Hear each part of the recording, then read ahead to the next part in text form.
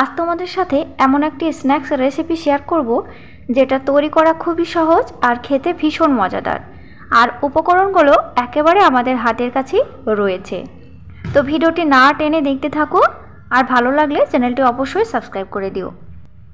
সেদ্ধ করা আলু নিয়েছি। সেদ্ধ করা আলুর ভেতরে দিচ্ছি কুচি করা পেঁয়াজ। পেঁয়াজ একটু ছোট সাইজ করে কাটতে হবে। দিচ্ছি শসা কুচি, টমেটো কুচি দিলাম, আর দিচ্ছি চাট মশলা খুব সামান্য পরিমাণে নিয়েছি। রেড চিলি পাউডারও খুব সামান্য পরিমাণে নিয়েছি। স্বাদ মতো লবণ দিচ্ছি, আর দিচ্ছি কসুরি মেথি। এখানে তোমরা ধনিয়া পাতা ব্যবহার করতে পারো। তো এবার হাত দিয়ে বা চামচের সাহায্যে এইভাবে চটকে নিতে হবে আলুটা।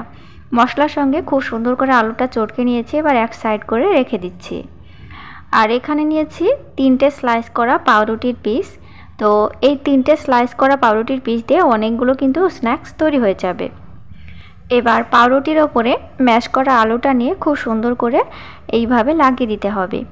যতটা পারা যায় আলুটা একটু মোটা করে লাগিয়ে দিতে হবে।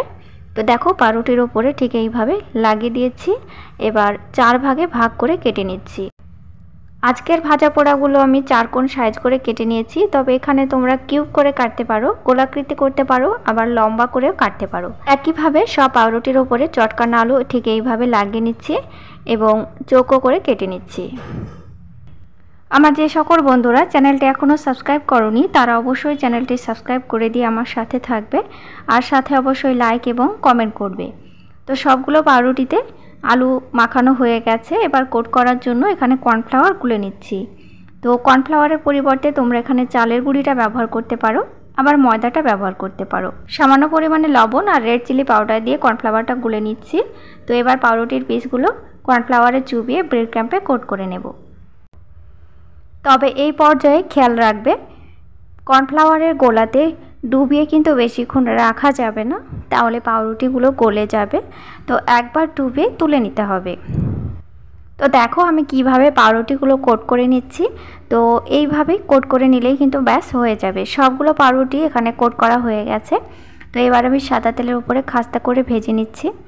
তো গ্যাসের ফ্লেমটা একদম মাঝারিতেই রাখতে হবে, কারণ এখানে ব্রেড ক্রাম্প আছে ওপরে, পুড়ে কিন্তু কালো হয়ে যাবে, লালচে কালার ধরে যাবে। তো একেবারে লো ফ্লেমের ওপরেই স্ন্যাক্সগুলোকে আমি মুচমুচে করে ভেজে তুলে নিচ্ছি। সব স্ন্যাক্সগুলো ভেজে তোলা হয়ে গেছে, তেলটা ঝরিয়ে নিয়েছি। আর একটু গরম অবস্থাতেই অবশ্যই পরিবেশন করবে, খেতে বেশি ভালো হবে। তো দেখো পাউরুটি এবং আলু দিয়ে মজাদার এই স্ন্যাক্সটি যদি তোমাদের ভালো লেগে থাকে তো অবশ্যই চ্যানেলটি সাবস্ক্রাইব করে দিয়ে আমার সাথে থাকবে, এবং সাথে অবশ্যই আমাকে কমেন্ট করবে তোমরা কী ধরনের ভিডিও দেখতে চাও।